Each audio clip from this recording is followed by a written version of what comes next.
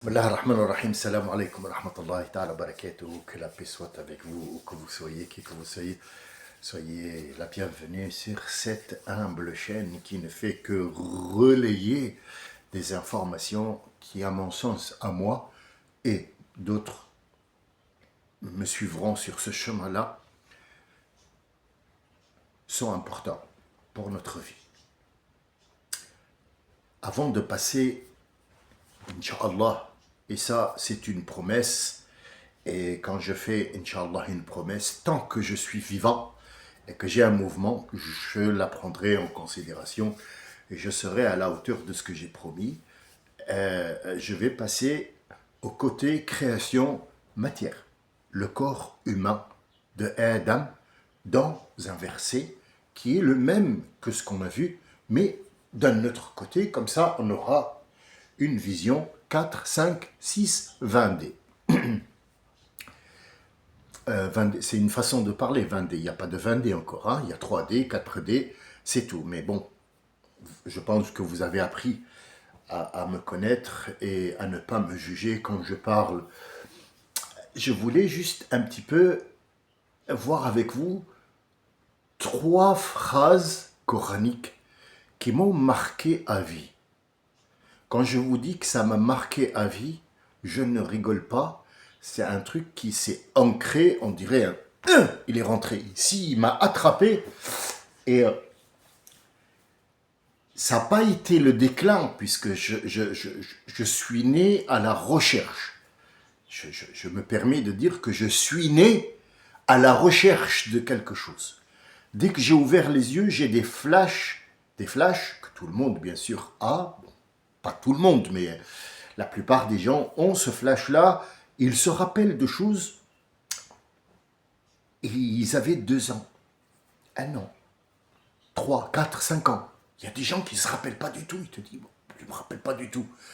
Moi, je me rappelle, et il y a beaucoup de gens qui se rappellent des flashs. C'est pas une vision complète, mais on s'en rappelle. On sait qu'on était là, et on a vu cet acte, ou cette phrase, ou ce mot, ou cette chose qu'on a vue, et qui a eu un impact, et qui a été gravé dans notre personne, si vous voulez, ou dans notre cerveau, ou ce que vous voulez, appelez-le comme vous le voulez. Je me rappelle que il fallait toujours que je cherche le pourquoi du comment. Mon père n'a pas fait la prière quand j'étais petit. C'est vrai, il nous a évité d'habiter dans un HLM. On a habité une certaine petite période, mais quand il a vu que c'était pas bon, on était parti, bon, on était dans la pire c'est à Saint-Raphaël, la Gabelle. Donc, pire que ça, je ne sais pas trop. Et donc, c'était une toute petite période où je m'en souviens et je me demandais pourquoi. Pourquoi la nuit on voyait ça? Pourquoi le jour on voyait ça? Pourquoi il y a des gens qui courent derrière des gens? Pourquoi il y a des meurtres? Donc tout ça a été gravé. Et il y a eu 3 phrases dans ma vie qui ont eu un impact. Un impact. La première, à l'école, sont venus, parce qu'ils nous envoyaient à l'école, bien sûr, en Tunisie. L'été, les gens allaient se promener et aller en vacances. Nous, on allait à l'école pour apprendre l'arabe, parce que lui, il n'était pas en mesure de nous apprendre ça, malheureusement. Si, il sait lire, il sait écrire, il a le Coran par cœur, mais il était occupé à courir derrière l'argent, bien sûr, comme tous les Nord-Africains qui, à un certain moment, ont migré vers l'Europe. Je le dis avec une amertume, mais disons que les gens qui m'écoutent peut-être se retrouveront là-dedans. Vous savez, on n'est pas né avec une cuillère en or dans la bouche. On a tous eu des problèmes, que ce soit de l'ordre financier, de l'ordre psychologique, de l'ordre de l'ordre politique, de l'ordre défaillance de la famille. Il y a toujours eu un souci de ce genre-là. Chacun est né dans un environnement spécial où il va vivre des choses qui ressemblent peut-être à l'autre, mais un petit peu différentes dans le sens où non, mais moi j'ai pas eu ce côté-là, mais j'ai eu l'autre côté.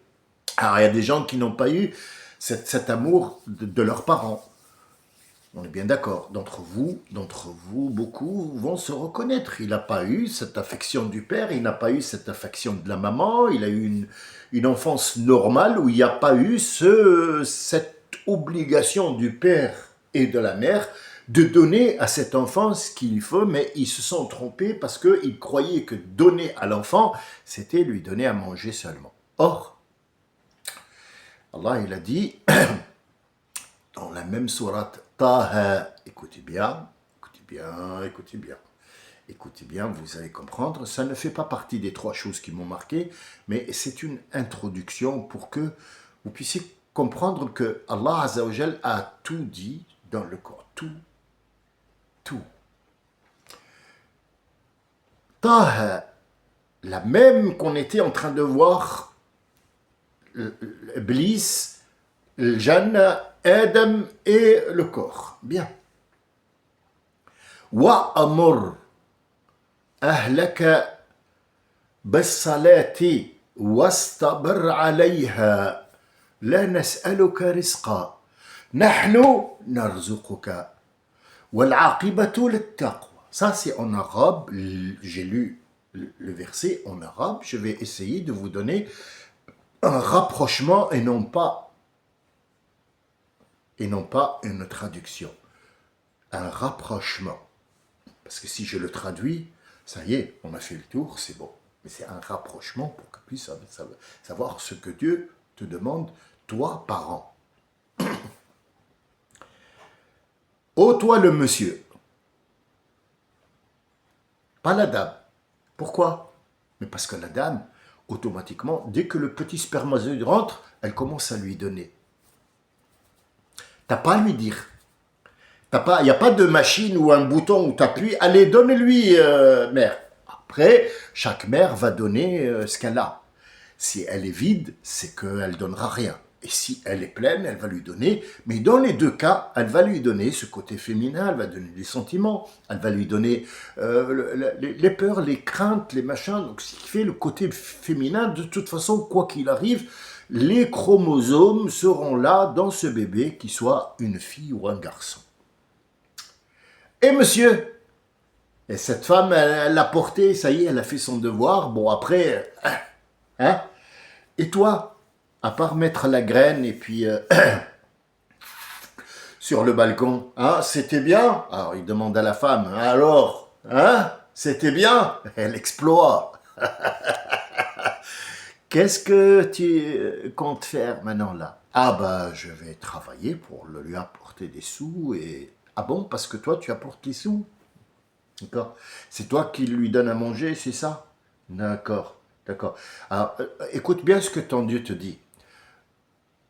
Wa'amur, ordonne. Alors, ordonne, c'est pas le mot donne des ordres.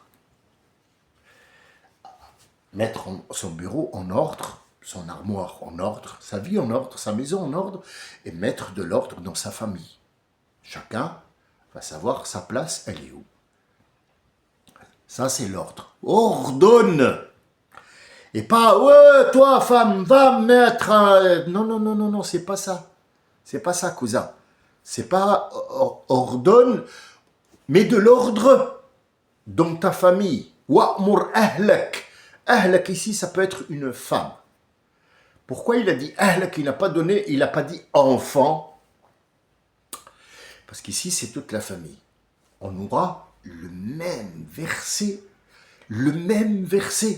Sauf qu'il n'y a pas famille dedans, il y a enfant. Et parfois, il y a parents vers enfant. Le même, 3 fois. Wa'mur ahlaka bis-salat. Mets de l'ordre dans ta famille et fais en sorte que ils sachent où est leur connexion. Connecte-les avec moi, avec la nature, avec la compréhension. Connecte-les. Wa'mur ahlaka bis-salat. As-salat ne veut pas forcément dire ah, Allah, t'as fait les ablutions, allez, on va en faire ça. C'est pas que ça. Les gens avant nous faisaient la salat. Nouh faisait la salette. Les gens qui étaient avant faisaient la salette. Et ce que demande Allah, c'est la salette, la connexion. As-sila, le lien. Le lien, la connexion. As-salette, c'est le lien. C'est le lien. C'est pas ce qu'on doit faire par rapport aux ordres de notre prophète, sallallahu alayhi wa sallam, les prières où on rentre en osmose avec Allah Azza wa Jal, le recueil, si vous voulez, ou les gestes qu'on fait pour aller en prière, ce n'est pas ça, c'est la connexion. On peut être connecté à Allah 24 heures sur 24, même en commettant les pires des erreurs. وَأْمُرْ أَهْلَكَ بِالصَّلَاةِ وَاسْتَبِرْ عَلَيْهَا. Oh là là là là là.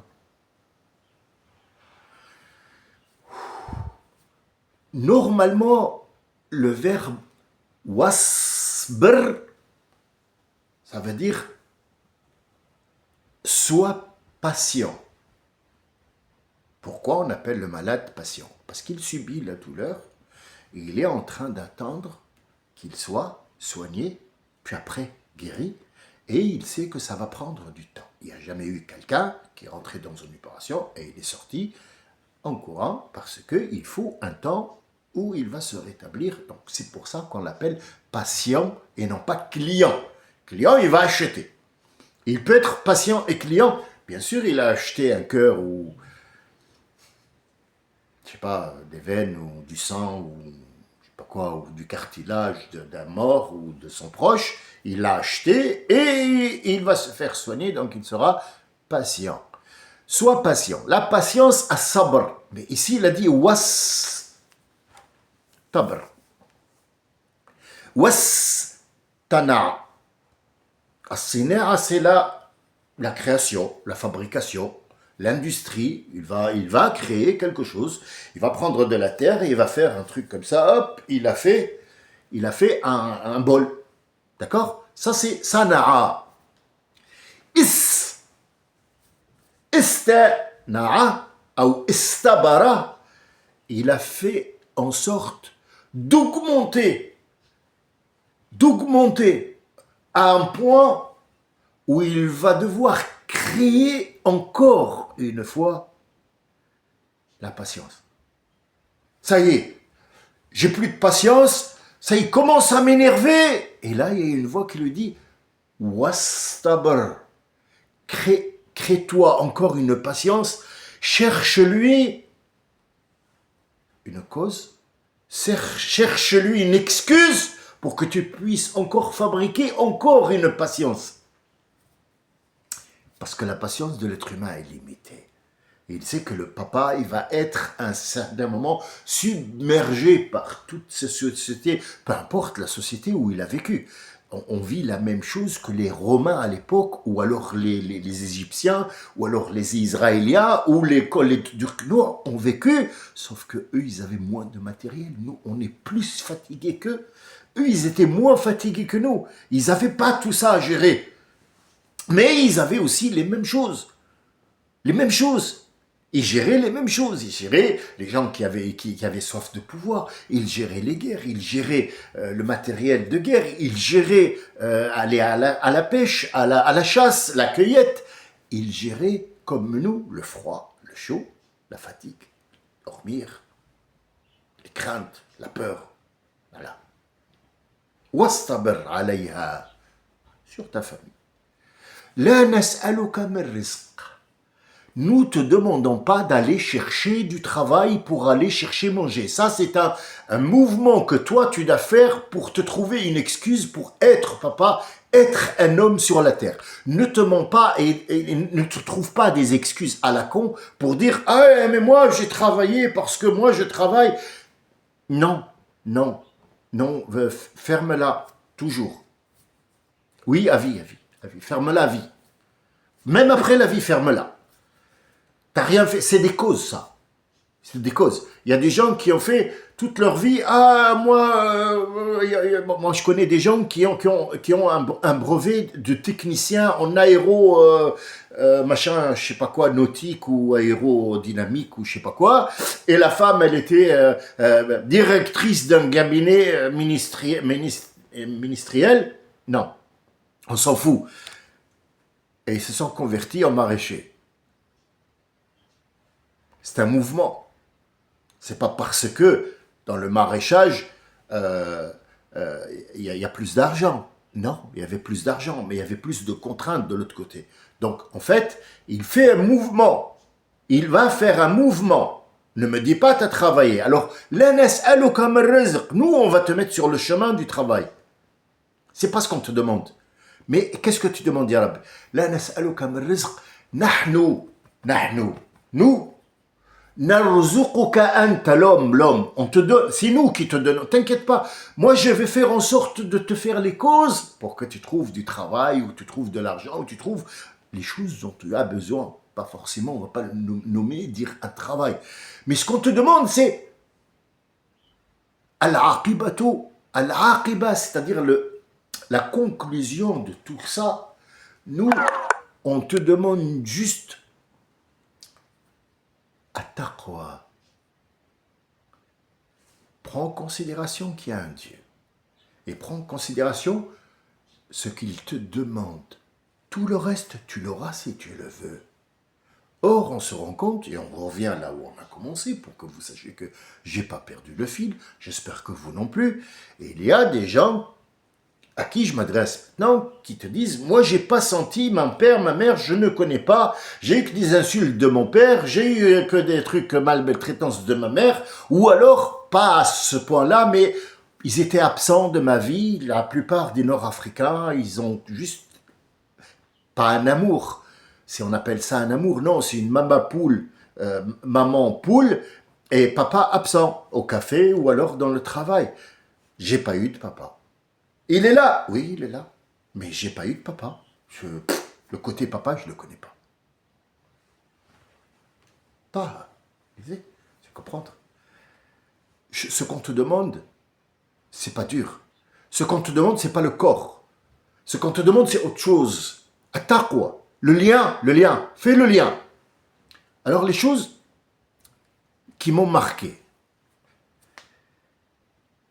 On partait... Bon, je reviens, parce que mon père, moi, je ne l'ai pas vu, je ne l'ai pas connu, et jusqu'à aujourd'hui, il est encore vivant, mais je ne le connais pas. Oui, enfin, c'est mon père, je sais qui c'est, mais je ne le connais pas. Il n'y a jamais eu de contact main-corps, jamais. De ma vie d'homme, je n'ai eu de contact avec mon père. Alors, est-ce que c'est un manque? Bien sûr que c'est un manque. Moi, je l'ai compris. Je ne lui en veux plus parce que j'ai compris qu'il n'avait pas fait son devoir et je ne suis pas le seul dans ce cas-là. Tous ceux qui m'écoutent ont peut-être eu le même problème ou pire. Pire. Peut-être que c'était un enfant battu. Peut-être qu'il a foutu dehors. Mais est-ce que ça fait de toi quelqu'un qui va pas comprendre ta place, elle est où?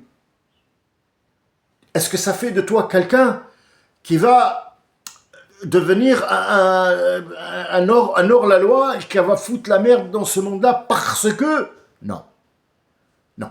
Chacun devra rendre des comptes. Dans tout ce que je dis qui n'a pas été peut-être respecté par le Père, il y a des choses qu'il a faites, mais malgré lui, il a été guidé par une puissance qui a fait en sorte qu'il nous envoie, au lieu d'aller en vacances, les colonies ou je sais pas quoi, on est allé on était allé à l'école, à une école de Hamar qui ne sait pas lire en arabe. Bon, finalement, ça n'a rien donné, j'ai appris tout seul. Mais sinon, oui, parce que c'est un autre problème. L'autre problème, c'est la personne qui va vous expliquer. Alors, ou tu le suis, ou alors tu vas être massacré. À mon arrivée, je rentre dans la classe, il me parle en arabe littéraire, sachant qu'il nous apprend, nous on est venus les étrangers, les enfants des étrangers, enfin ceux qui vivent dans l'étranger, et ils vont apprendre. Alors, ils me parlent en arabe, j'ai dit, je comprends pas. Je comprends pas ce que vous me dites. Alors, je suis monté à l'estrade, il m'a tenu par là, il a tourné, tourné, tourné, il m'a soulevé, il a effacé le tableau.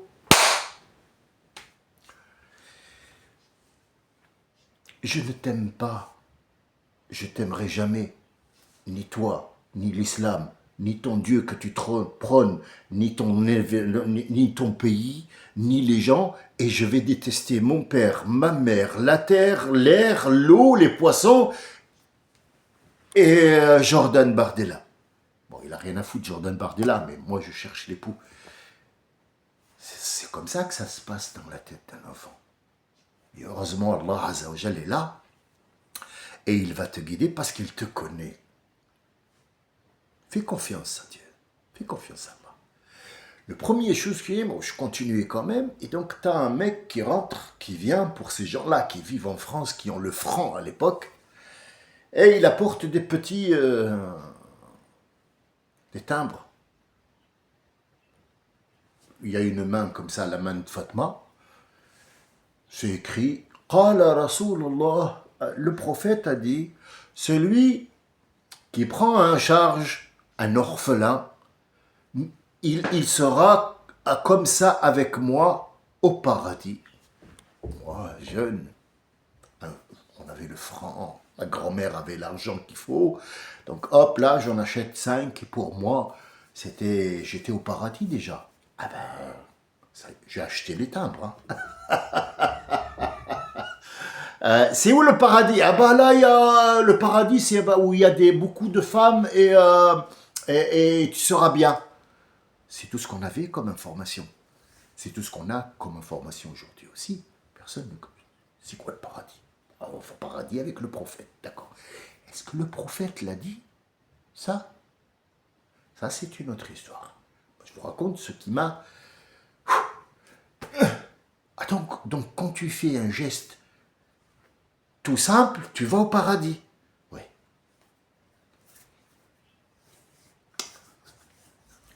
L'autre chose qui m'a prise, c'est... Excusez-moi, j'ai eu un trou parce que je voulais absolument parler du timbre. Ça m'a... en fait, c'est des souvenirs qui n'ont pas lieu d'être revécus, mais quand on en parle, ils deviennent légers, très légers. Ils ne deviennent plus un poids. C'est pas forcément aller chez un psy. C'est parler avec les gens qui t'entourent, avec le monde qui est là, en parler parce que c'est une cause. Cette cause-là, elle nous a menés à notre perte. Sachant que, ouais, mais c'est une histoire, c'est pas une histoire racontée. Mais là, je viens de te raconter 4 catastrophes en une seule phrase. Le professeur, la vente des timbres, la croyance qui est fausse, et les vacances qui deviennent une pénibilité. 4 trucs qui ont fait que la génération, la génération, la mienne, à moi, ou celle qui un petit peu me dépasse, nous ne parlons pas de la génération de maintenant, qui va en Tunisie et qui amène avec lui dans son poche du shit. Zama, voilà, moi, je suis en vacances, je suis en français, mais il est allé en Algérie, il a apporté, hop, il est en prison, allez, hop, au lieu d'arrêter le travail très tôt et puis prendre des vacances, ben non, on va courir derrière. C'est le cas de plusieurs. J'en ai vu, je viens juste de le voir là maintenant ce matin. D'aller en Tunisie en vacances et il emmène avec lui 1 kilo de shit. Mais à quoi tu penses? Comment tu réfléchis? Ah ben pour aller là-bas, pour jet ski, machin, pour faire la fête. Et ben maintenant c'est plus une fête parce que ton père là, il va encore une fois, enfin, à 75 ans, il va emprunter des sommes colossales pour essayer de te sortir d'un truc où tu ne sortiras pas. La faute à qui? la faute à la génération, la faute au papa aussi, qui n'était pas là. Il croyait que c'était apporter des sous, des sous, des sous. T'as pas dit à ton fils qu'est-ce qu'il fallait pas qu'il fasse? Est-ce que t'as suivi ton fils dehors? Non, t'étais pas présent. Je pense que, au lieu de vous parler des 3 choses qui m'ont prise, j'ai juste m'arrêté à ce timbre. Ça me... Peut-être qu'un petit jour, je reprendrai la discussion, mais je pense que c'est un truc qui va vous parler, qui va vous soulager d'un poids. Et le but, c'est pas de vous donner des informations, c'est d'échanger avec vous. On n'a pas tous l'occasion de comprendre le mot psychiatre, psychanalyse, machin, parce qu'on a peur de ça. Ça existe dans le Coran. Là, on est en train de le lire. Là, psychanalyse. Bien sûr, il y a des sentiments qu'on n'est pas en train de prendre en considération. Pourquoi? J'ai mordu ma langue. Il y a quelqu'un qui parle de moi là. Bon, il n'y a pas de sens, ça va. On est occupé au corps. Juste le corps. De quoi besoin le corps, il a besoin de... Vas-y, apporte de l'argent pour le corps, apporte des vêtements pour le corps, apporte une bicyclette pour le corps, il faut qu'on déplace le corps.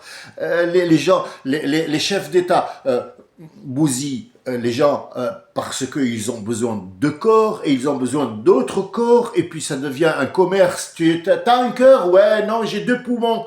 Tu veux un bras? Ouais, on va le greffer, donne-moi juste... ouais, non, mais même s'il est mort, on va l'acheter.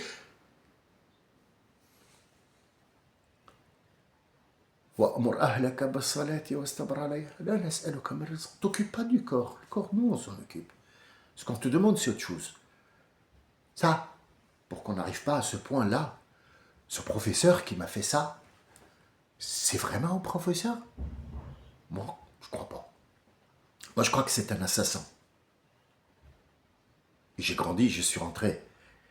Ouais, j'ai emmené mes 2 enfants avec moi à l'époque, les premiers. Je suis allé le voir pour lui dire 2 mots. Et malheureusement, mon éducation ne m'a pas laissé. Malgré que je dis des gros mots et je suis pas quelqu'un qui rate sa cible, mais il y avait mon éducation et l'éducation des enfants. Je lui ai dit, vous avez commis beaucoup de meurtres dans votre vie. J'espère que vous vous arrêterez de travailler un jour parce que ce que vous avez fait, vous avez détruit tout un peuple. Pas moi, le reste aussi, mais moi personnellement, vous auriez pu me détruire mes enfants qui vont avoir des enfants et ainsi de suite, et on pourra être au moins 1 million. Moi, mes graines à moi, il y aura peut-être un jour, je ne serai plus là, mais il y aura peut-être 1 million de personnes qui viennent juste de ma graine à moi. Vous l'avez détruite.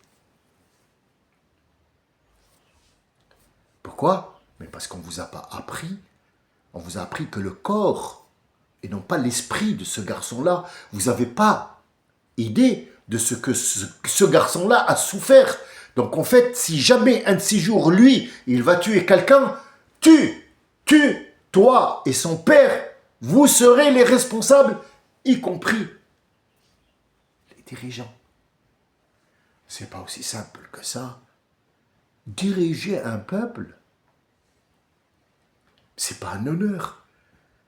C'est une charge que tu ne pourras pas faire. Tu pourras pas. C'est une charge. Et surtout, c'était con. Il y a Gaza, 50 000 morts.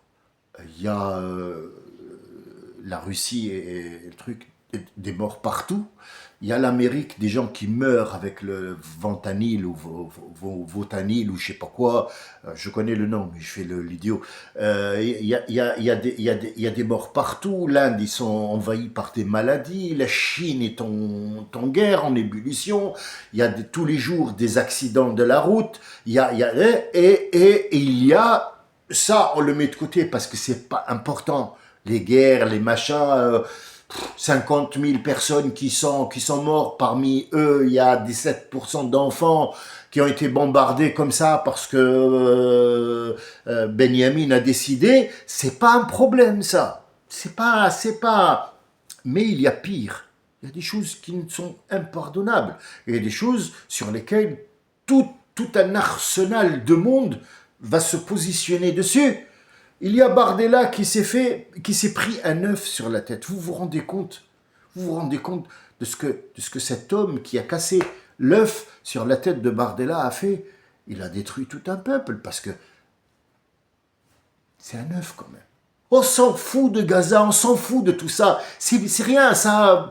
Demain, mais l'œuf sur la tête d'un dirigeant qui a presque 30 ans et qui va diriger tout un peuple parce qu'il a tout le savoir quand même.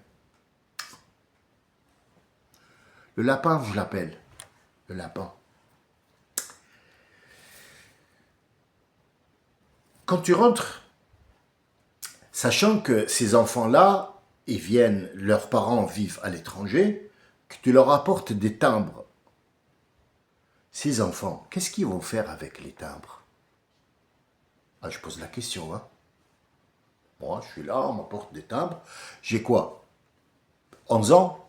11 ans. Tu m'apportes un timbre. Qu'est-ce que je vais faire avec le timbre? Tu aurais pu me donner, par exemple, un jouet, me dire, par exemple, hein, que le prophète, il a dit jouer avec ça. Par exemple, tu vois, tu apportes un timbre. Alors, c'est bien étudié, parce que ceux-là, en été, ils sont à l'école et ils vont retourner en France. Donc, il va partir en disant que le timbre, il va l'envoyer dans une lettre à sa grand-mère. Or, on n'a jamais écrit de lettre à notre grand-mère. On attend juste le mois de mai, on nous met dans l'avion comme des bourricots ou comme des biquettes et on nous envoie là-bas. Il y a des gens qui prennent le relais là-bas. L'oncle, le machin, t'a apporté, donne-moi l'enveloppe qu'il t'a donnée. Tiens, les sous, hein. Il commence à compter. Ça va sinon? Allez, monte. Amir, vas-y. Ahmar, monte dans la voiture, monte. Deuxièmement, tu me dis que le prophète, il a dit, celui qui achète le timbre est avec lui dans le paradis. Alors, moi, je veux bien croire que le prophète, il a dit ça, pas malgré qu'il n'a jamais dit ça, il n'y a jamais eu ce truc-là, c'est vrai que le hadith, il a été détourné pour être mis sur un timbre. Dis-moi, c'est quoi le paradis? Pour un enfant de 9 ans, 10 ans, il y en avait qui avaient 15 avec nous, et qui viennent de France ou d'Allemagne, je ne sais pas quoi, parce que parfois on ne se comprenait pas, et ils étaient là pour apprendre Elif, Bet, F, Jimra, pour apprendre un jour lire en arabe. C'est quoi le paradis? Explique-leur, parce que là, ils ne te comprennent pas. Il y avait des enfants avec nous qui étaient de la famille, de ma famille, enfin, qui étaient là pour apprendre. Ils parlaient en allemand, l'autre il parlait en italien, moi je parlais en français, l'autre il parlait en je sais pas quoi. On n'était pas du même pays étranger où on vivait. Donc, comment tu vas leur... C'est quoi le paradis? Même maintenant, même en français qui parle français, tout simple, il y a des traducteurs, ils ne savent pas leur dire ce que c'est que le paradis. Qui est le prophète? Allez, en quelle année il est né? Ça, on a bien compris, c'est environ. On n'a même pas de date. Environ, je sais pas. Tiens, comme l'anniversaire. Anniversaire de quoi? Il n'y a jamais eu d'anniversaire, mon ami. Non, c'est pas le Coran qui dit il n'y a pas d'anniversaire ou c'est haram. Non. Il n'y a pas d'anniversaire, ça n'existe pas. Ça n'existe pas l'anniversaire. Si, je suis né l'année. Il n'y a pas de souci. On va calculer ça. Regarde, on ne va pas parler Coran. On ne parle pas Coran. Coran, on s'en fout. Allez, laisse de côté. On parle logique. Logique? D'accord. Tu es né quand? Ah, je suis né... allez, peu importe. Le 9 février 1968. 67, allez. 9 février 1967. Donc le 9/2/1967, on va reprendre ton téléphone. Le tien. Faites tous cet exemple. Vous allez voir, prends ton téléphone et va sur le calendrier. Mets toi qui m'écoutes, mets ta date de naissance. On s'en fout. Moi, je vais vous donner un exemple. Le 9/2/1967. Donc, je revois le truc. Alors, le 9/2/1967. Excusez-moi, on va voir ça. Alors, le mois Le 9/2/1967, c'est un jeudi. C'est un jeudi. Donc, pour avoir son anniversaire, il faut que le jour soit conforme. Disons que Al-Mawlid, c'est-à-dire la naissance de notre prophète, on est content, c'est un lundi. Tout le monde sait que le prophète est né un lundi. Et l'année dernière, c'était un samedi. On le fête quand même. Excusez-moi, il y a un problème quelque part là. Bon, on n'a pas la date exacte, mais on sait que c'est un lundi. Pourquoi on n'attend pas un lundi de ce mois avec un jour de retard? C'est un lundi. Non, c'est maintenant parce que le calendrier. Mais qui a fait le calendrier? Bah, c'est César, Jules César. Ah, d'accord. Ah, Jules César a fait le calendrier. Et le calendrier des Arabes, c'est... enfin, oui, les Arabes, là, dans le Coran, c'est la lune. C'est les mois lunaires. On a le verset, on sait très bien comment compter, c'est avec les lunaires. Parce que la lune, elle est plus juste, plus stable que le soleil. Parce que le soleil, il est trop long ou trop court. Mais la lune, non, elle est toujours dans le même emplacement, au même détour, et elle refait le même, sauf que le soleil, tu ne trouveras jamais un coucher de soleil. Depuis que le monde est monde, jusqu'à aujourd'hui, qui est pareil à un autre. Il a toujours un décalage d'1 millimètre. Donc, la donne change, la lumière change, tout change. 1 millimètre, faut pas sous-estimer 1 millimètre. Quand vous avez une maison que vous allez construire, vous allez mettre un dallage ou alors du carrelage. Si vous vous trompez d'1 millimètre en commençant à mettre le premier carrelage, vous savez, à la fin de la maison, qui n'est pas grande, 100 mètres, 70, 80 mètres, vous allez trouver 5 centimètres de décalage entre le carrelage et l'autre. Alors, un centimètre de soleil qui se couche à 1 centimètre de décalage, regardez voir ce qui arrive dans le monde, dans nos carrelages. Donc, ton anniversaire, il est où? Il faut que ça soit conforme. Le 9 février, qui sera un jeudi. Quand est-ce qu'il revient un jeudi? Dans 5 ans. 5 ans. À partir de 5 ans, c'est tous les 2 ans, 3 ans. Vérifiez, vous allez voir. Donc, le souci, c'est que, est-ce qu'on nous a appris tout ça? Est-ce qu'on nous a parlé de ça? Des sentiments, des choses qu'il ne faut pas faire,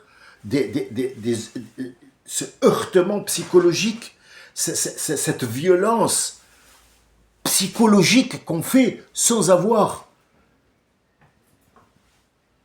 une ouverture sur les dégâts qu'elle va causer, qu'on est en train de subir aujourd'hui. C'est ce que je voulais vous dire. La discussion, elle n'a jamais de fin. Mais je pense que je vais mettre fin aujourd'hui à tout ça pour vous dire que ce qu'on est en train de voir maintenant contient tout ça. Salam alaikum wa rahmatullahi wa barakatuh.